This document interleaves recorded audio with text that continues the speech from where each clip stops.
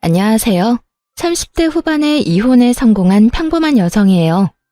살면서 힘든 일 한번 겪지 않고 사는 사람이 어디 있겠어요? 저도 그렇게 생각하며 여태 살아왔거든요. 그런데 정말 견딜 수 없는 일 앞에서는 아무것도 필요 없더라고요. 그 어떤 긍정적인 생각도, 인내도요. 이런 생각을 하게 만든 건 바로 시부와 전 남편이었죠. 저는 평범한 직장인으로 남들보다 조금 더 아껴 쓰는 버릇이 있었어요.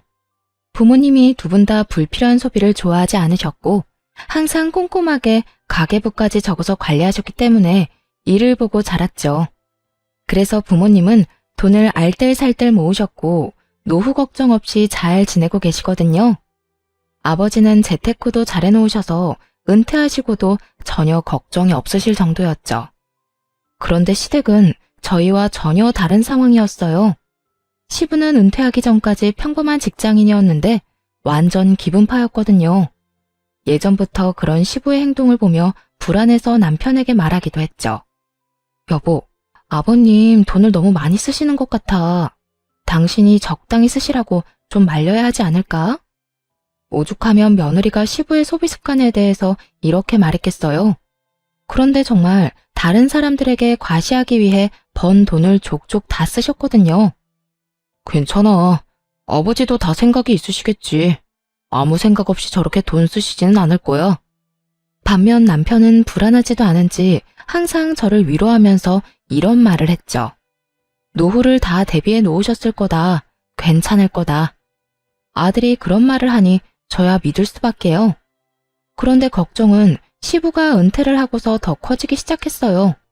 월급은 이제 더 이상 나오지 않는데 시부의 지출은 여전히 거대했거든요.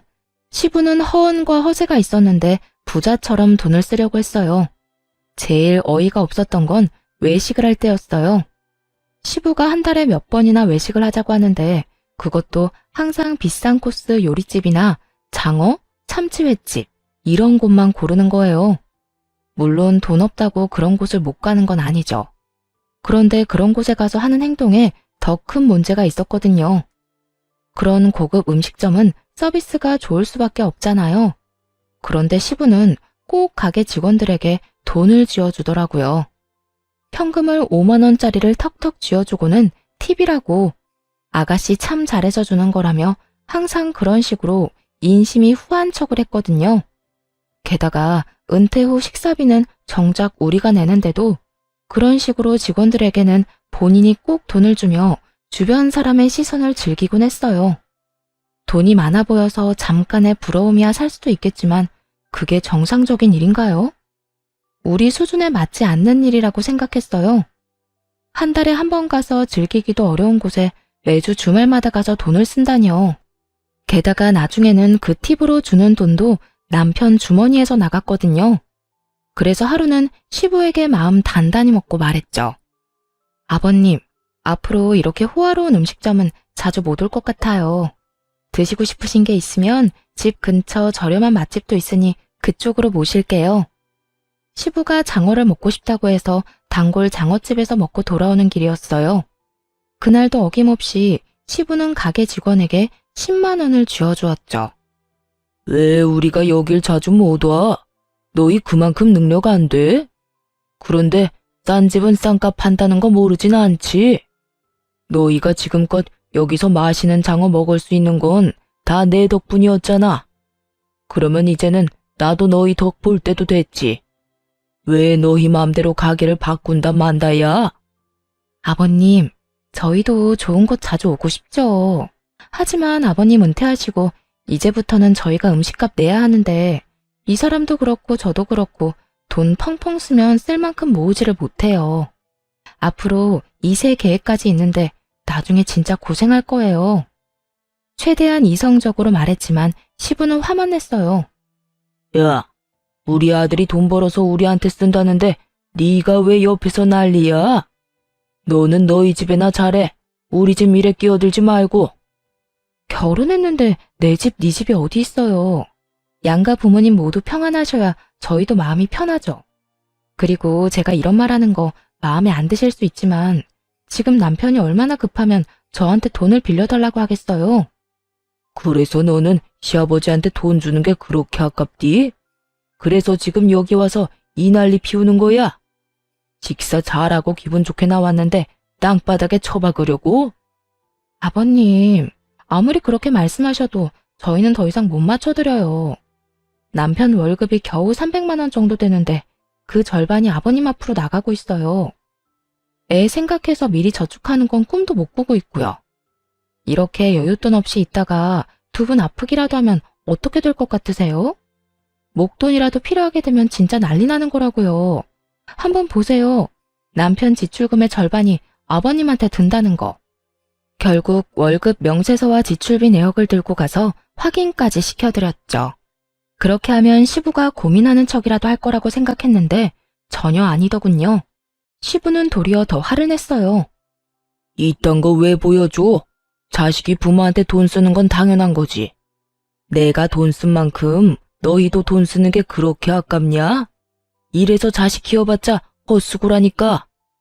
네, 그간 아버님 덕분에 비싸고 좋은 곳 많이 간 것도 사실이죠. 하지만 저희가 가고 싶다고 간 건 아니잖아요. 그리고 분명히 말씀드렸어요. 제발 소비를 좀 줄여달라고요. 이대로라면 아버님이 쓰시는 돈 저희가 고스란히 드려야 하잖아요. 그러니 걱정돼서 이런 말씀 드리는 거예요. 은퇴한 부모님께 자식들이 돈 쓰는 거 당연하다고 생각해요. 그런데 아버님은 딱히 필요 없는 곳에 돈을 낭비하시잖아요. 필요 없는 곳? 넌 내가 남들 접대하고 너희들하고 좋은 음식점에 오는 게 필요 없다고 생각하냐? 네, 근처 맛집만 가더라도 이렇게 비싸지는 않아요, 아버님. 그리고 오늘도 보세요. 모두가 아버님처럼 직원한테 돈 주는 거 아니에요. 우리나라가 팀 문화가 있는 것도 아니고요.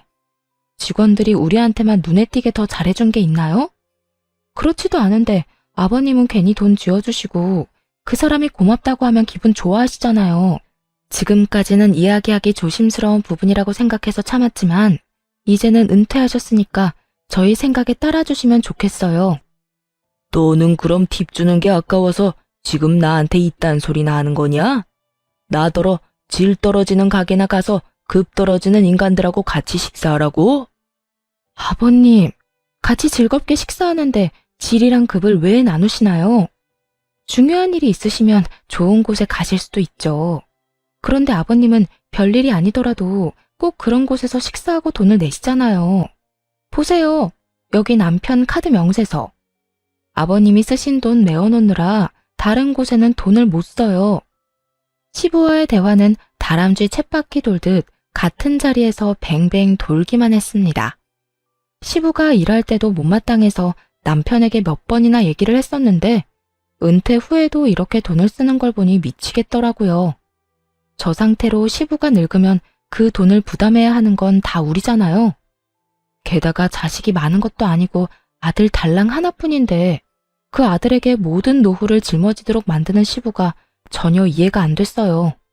그렇지만 아무리 말해도 기등으로도 듣지 않고 의견을 굽히지도 않더군요. 그래서 시부에게 최후의 방법을 쓰기로 마음먹었어요. 아버님, 이것까지는 말씀 안 드리려고 했는데 이 사람 지금 빚까지 지면서 아버님 돈 갚고 있어요.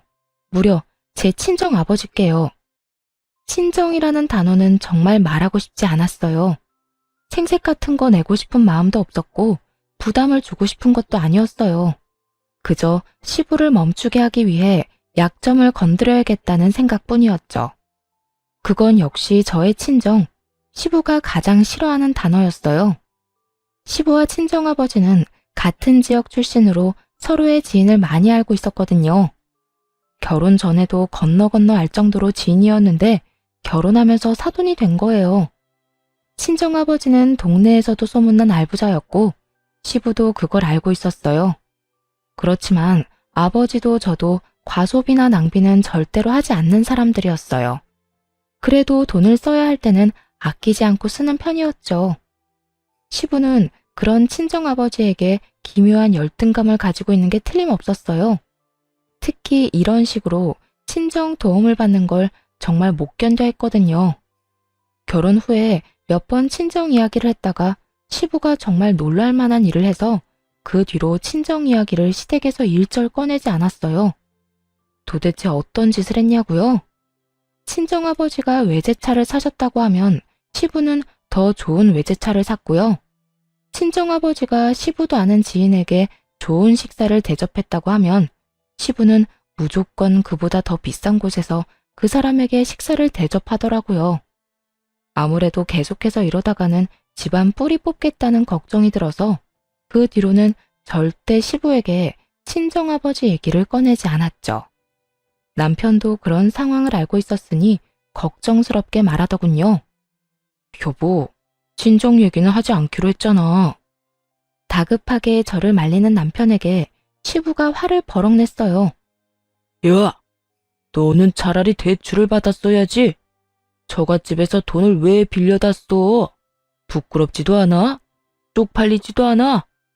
너 능력 없는 놈이라고 여기저기 소문낼 일 있어? 아버지, 대출이자가 요새 얼마나 높은지 아세요? 그래요, 처갓집에서 돈 빌렸습니다. 5천만 원 차용증까지 써서 빌렸어요. 무이자로 편할 때 갚으라는데 그 좋은 조건 놔두고 왜 대출을 써요? 제가 돈 빌린 것도 다 아버지 때문인데. 그래서 지금 돈 적게 쓰시라고 말씀드리고 있는 거잖아요. 친정에서 돈을 빌리자고 말한 건 저였어요. 시부가 감당할 수 없을 정도로 돈을 계속 쓴다면 그 돈이 어디에서 나왔는지 알려줘서 혼쭐을 좀 내줄 생각이었죠. 하지만 남편과 제가 뭔 말을 해도 시부는 눈썹 하나 까딱 안 했어요. 그러니까 제발 돈 좀 아껴 쓰세요. 그리고 전에 드렸던 카드도 이제 못 쓰실 거예요. 유효기간 만료됐는데 재발급 안 할 생각이거든요. 그럼 내 용돈은 너희가 당연히 줘야지.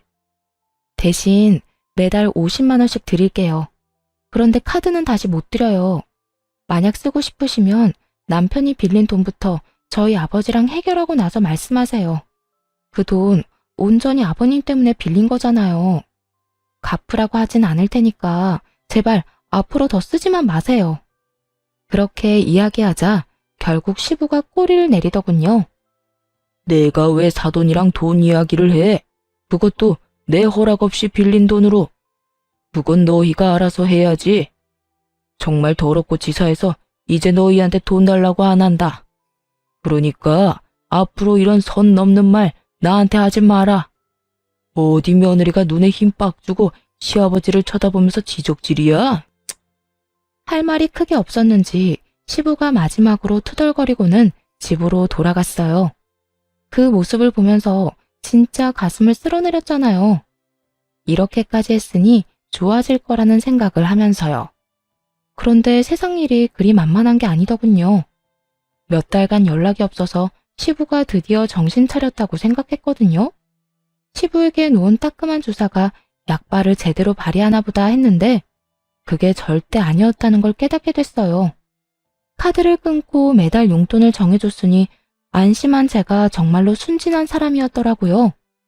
시부는 그 이후로도 수많은 지인들에게 돈을 펑펑 쓰고 돌아다녔어요. 예전보다 더 많이, 더 성대하게 말이죠.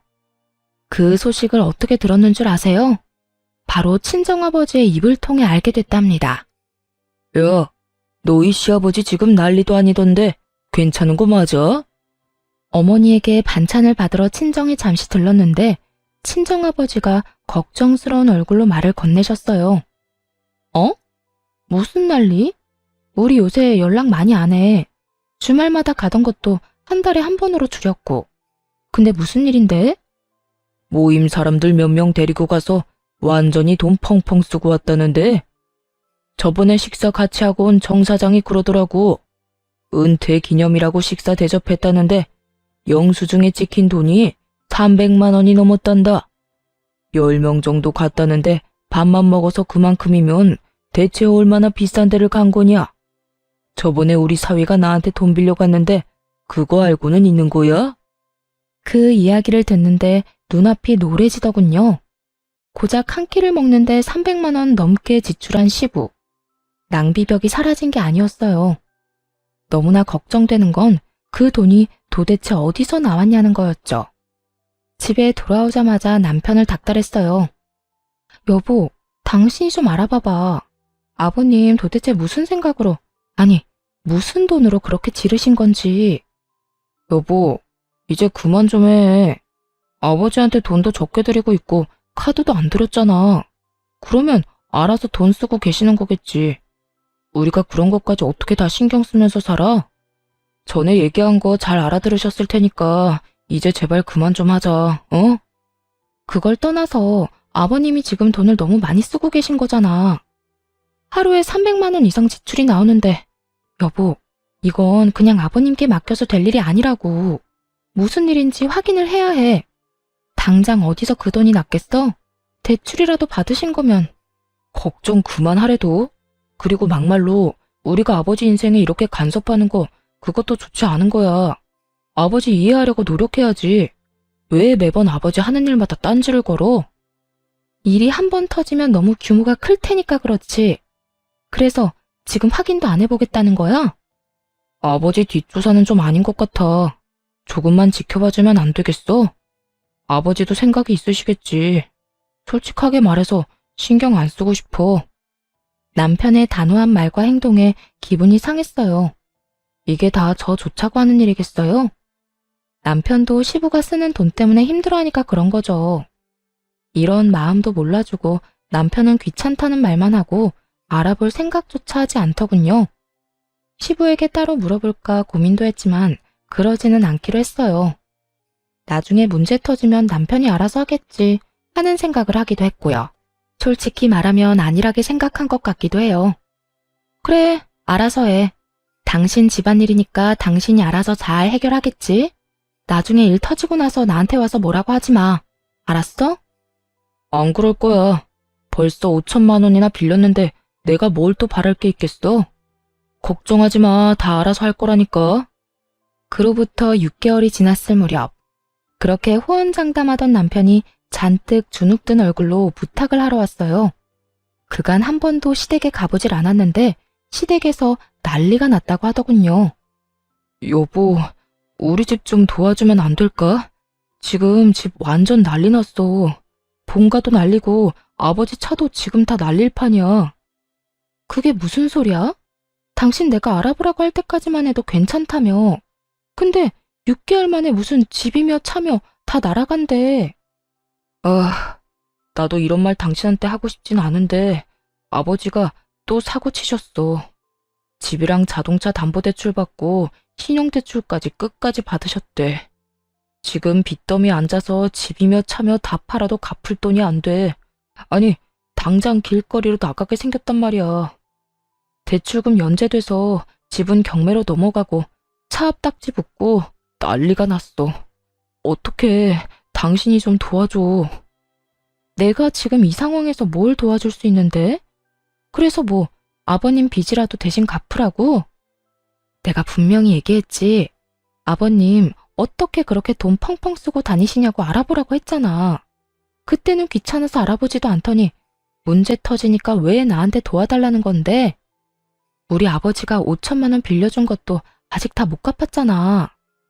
여보, 제발 한 번만 부탁해. 내가 빚 갚아달라고 이야기하진 않을게. 대신 아버지 살 곳만이라도 좀 마련해주면 안 될까? 내 마음 같아서는 우리 집에서 같이 살고 싶지만 당신 눈치도 보이고 아버지 자존심에 같이 살고 싶진 않으실 거야.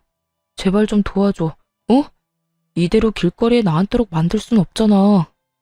바짝 엎드려 빌다시피 하는 남편을 보면서 속이 뒤집어졌어요. 그때는 뭐하고 이제 와서 소 잃고 외양간 고친다는 건지. 일단 아버지한테 얘기해볼게. 근데 이런 식으로 해결될 일 아니야. 당신 아버지한테 따끔하게 이야기 좀 하라고. 이게 몇 번째야? 아버님이 바뀌셔야 이런 상황이 또 일어나는 걸 막을 수 있어. 어쩔 수 없이 친정아버지에게 연락을 했어요. 자초지종을 설명하고 쓸 수 있는 집이 있는지 물어봤죠.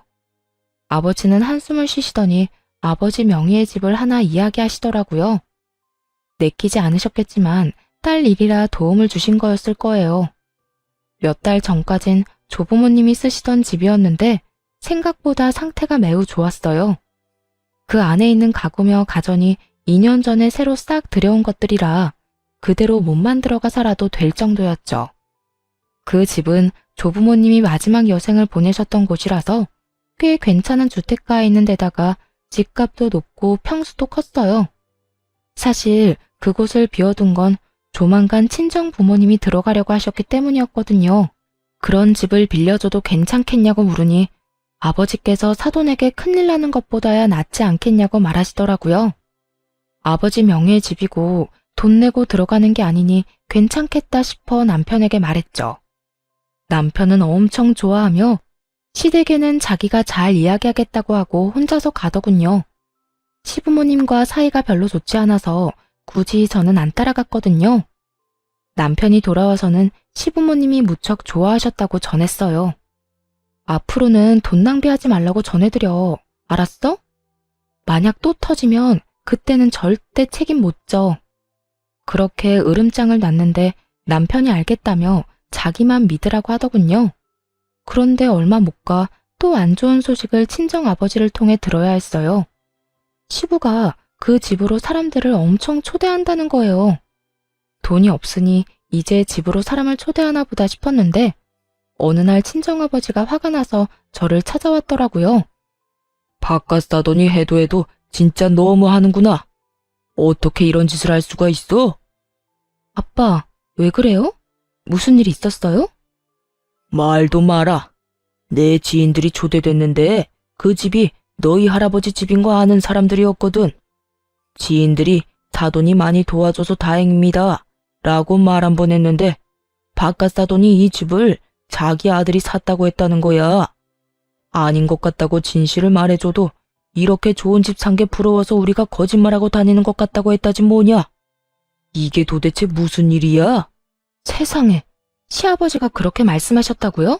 그 집이 우리 거라는 게 거짓말이라고? 도움을 줬다고 고맙다는 인사를 받을 생각은 하지도 않았어. 너희 시아버지 쪼잔하고 괜한 열등감 가지고 있는 거 내가 잘 아니까.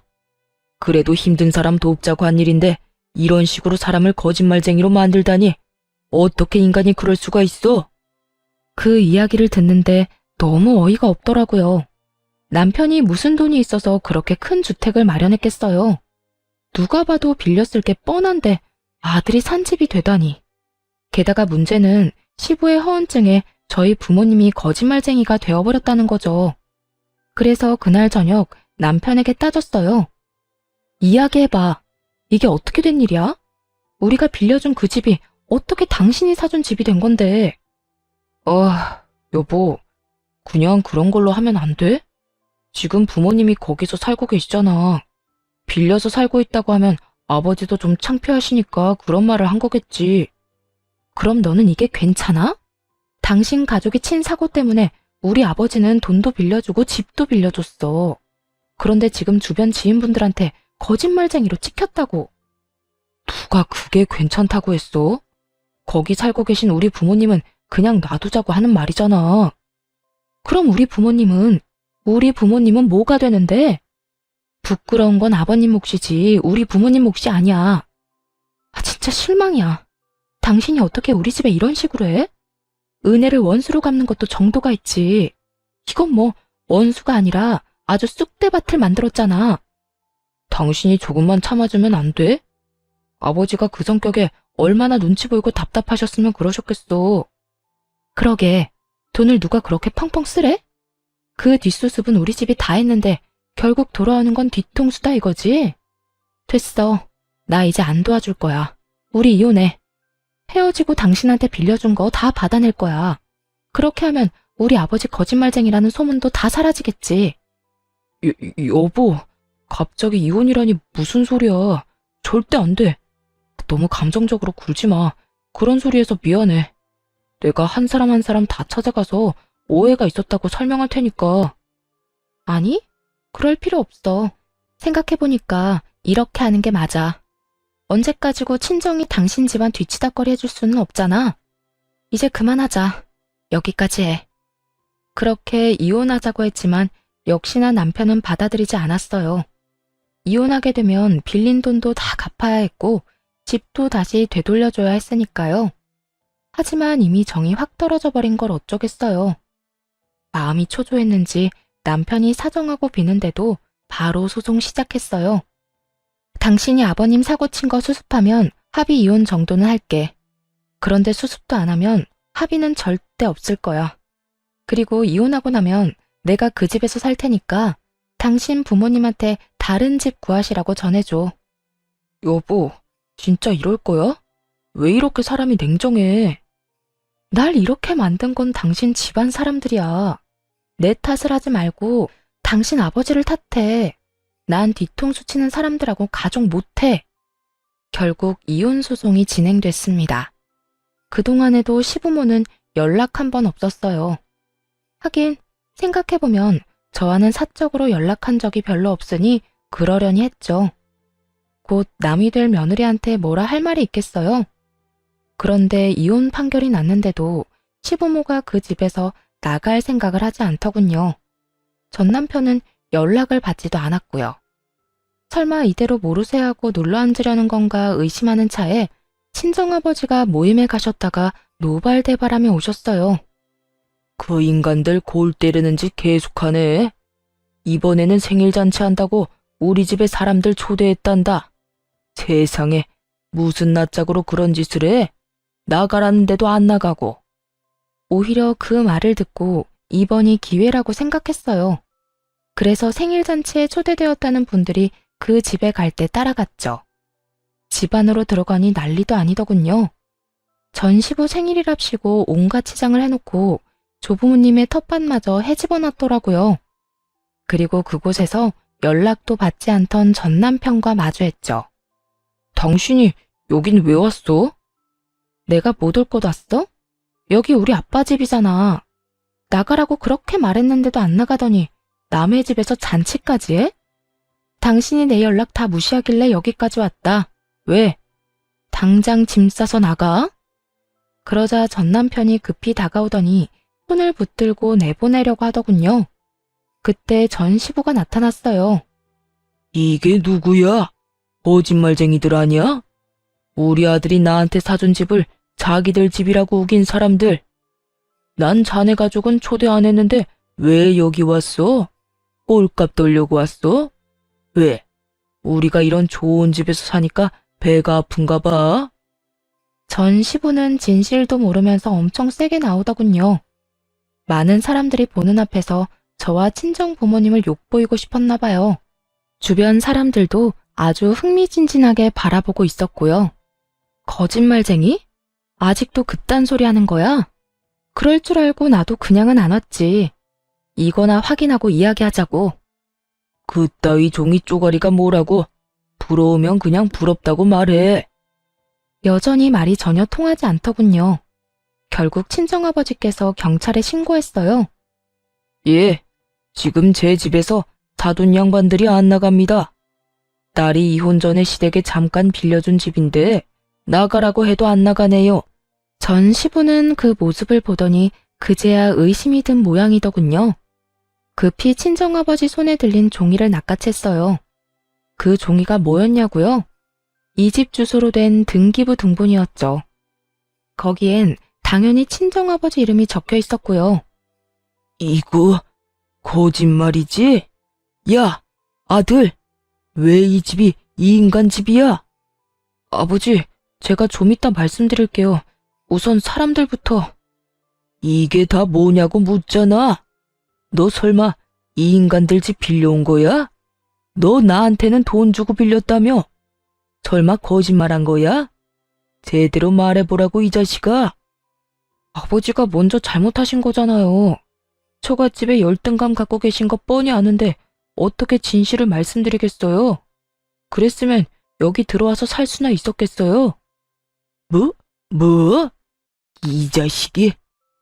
저도 이 집을 그냥 빌려온 줄 아세요? 자존심 다 팽개치고 마누라 앞에서 바짝 엎드려서 빌었다고요. 그리고 제가 언제 이 집 사드렸어요? 처음에 분명히 빌렸다고 말했어요. 그걸 사람들한테 멋대로 아들이 사준 집이라고 말하고 다닌 건 아버지고요. 전 남편의 폭탄 발언에 주변에 있던 사람들이 모두 쑥덕거렸어요. 그럼 이 집이 진짜 자기 집이 아니었던 거야? 사람들한테는 자기 아들이 사준 집이라고 그렇게 자랑을 하더니 아무리 허풍이 세도 그렇지 거짓말을 하면 쓰나? 게다가 진짜 집주인을 거짓말쟁이로 모함한 거지? 최악이다. 그런데 차압딱지랑 경매는 또 뭐야? 우리한테는 집 팔고 새 집에 이사 왔다고 하지 않았어? 우리한테도 거짓말한 거지 뭐. 어풍쟁이가 거짓말 하루 이틀 하나? 자식만 불쌍하네. 아버지 때문에 처가에 빚도 지고 이혼까지 하게 됐으니. 사람들의 목소리가 커질수록 전 시부와 전 남편의 싸움도 더 격해졌어요. 제발 이제 그만 좀 하시라고요. 입만 열면 거짓말인데 제가 불쌍하지도 않으세요? 저 이제 돈 한 푼도 없이 살아요. 왜 넌 능력이 그것밖에 안 돼? 아들이 아버지 부양하는 게 당연한 건데. 그리고 처음부터 이 집이 저 인간들 집인 거 알았으면 나도 여기 안 들어왔어. 아버지를 돕지 말 걸 그랬어요. 거리에 나 앉아서 구걸을 하든 말든 신경 쓰지 말았어야 했다고요. 당신 같은 작자도 아버지라고. 내가 미친놈이지. 와이프가 경고했을 때 알아듣고 연을 끊었어야 하는데. 너 말 다 했냐? 이런 싸가지 없는 놈이. 왜요? 한 대 치시게요? 쳐요 쳐. 한 대 맞고 연 끊읍시다. 나도 이제 아버지 대접 안 할 테니까 아버지도 나한테 자식 노릇 바라지 마세요. 두 사람이 옥신각신하는 모습에 지인들 모두 두 사람을 욕하며 떠나갔어요. 어느새 텅 빈 마당에는 친정 식구와 전 남편 식구만 남았죠. 전 시부가 한숨을 푹 내쉬며 한탄하더군요. 내가 이제 사람들 얼굴을 어떻게 봐? 너랑 네 와이프가 다 망쳤다. 너는 며느리란 애가 꼭 이렇게까지 해야 했어? 우리가 남도 아니고 가족인데. 그 이야기를 듣는데 어이가 없더군요. 가만 보니 전 남편이 이혼 이야기도 안 꺼낸 것 같았어요. 죄송한데 저희 이제 남이에요. 저 남편이랑 이혼했거든요. 그래서 이 집 제가 들어와서 살려고 나가시라고 한 거고요. 전 남편이 연락을 하도 안 받아서 직접 왔으니 그렇게 하시고 돌려주세요. 이미 이혼했다는 말을 듣자마자 시부가 깜짝 놀라더군요. 솔직히 전 시부가 아무렇지 않게 여길 줄 알았거든요. 처음에 지출 좀 줄이시라고 바른말 좀 했다고 싸우고 나서 그 뒤로는 명절에도 한번 가보지 않았으니까요. 시댁에서도 굳이 저를 찾지 않았고요. 그런데 전 시부는 많이 놀란 것 같았어요. 뭐? 야 이놈아, 너는 왜 이 중요한 이야기를 안 했어? 너 얼마 전부터 여기 들어와서 살던 게 별것 때문이 아니라 이혼해서 그런 거였어? 그럼 빌린 돈은, 이 집은, 내가 쓴 돈들은 어떻게 갚을 거야? 역시나 걱정하는 이유가 돈 때문이었더라고요. 얼마나 많이 썼는지 본인이 잘 알 테니까요. 그런 어이없는 전 시부의 말에 전 남편이 더 열받았는지 소리치더군요. 이게 다 아버지 때문이잖아요. 아버지가 사고치는 바람에 와이프가 열받아서 이혼하자고 한 건데 저 진짜 돈 한 푼도 없거든요. 그러자 전 시부가 무너지듯 저한테 다가와 말했어요. 아가, 제발 우리 좀 살려다오. 이 집에서 나가면 우리 갈 곳이 없어. 제발 부탁이다. 조금만이라도 더 살게 해주면 안 되겠니? 벌써 몇 달 동안 기다렸거든요. 이미 이혼 소송하면서 그 집에서 나오시라고 말했는데 전 남편이 안 전했나 보네요. 근데 그게 제 잘못은 아니잖아요. 제가 아버지 집 놔두고 다른 데서 살 필요도 없죠. 지금 돈도 없는데. 그래도 우리가 봐온 정이 있는데 이렇게 한 번만 더 부탁할게. 응? 이대로 길거리에서 구걸이라도 하라는 말이냐? 어떻게 돈이 좀 모을 때까지만이라도 봐주면 안 되겠어? 처음으로 전 시부가 애원했지만 단호하게 퇴거 명령 소송을 해서 내보냈어요. 그리고 그 집에는 제가 들어가게 됐죠.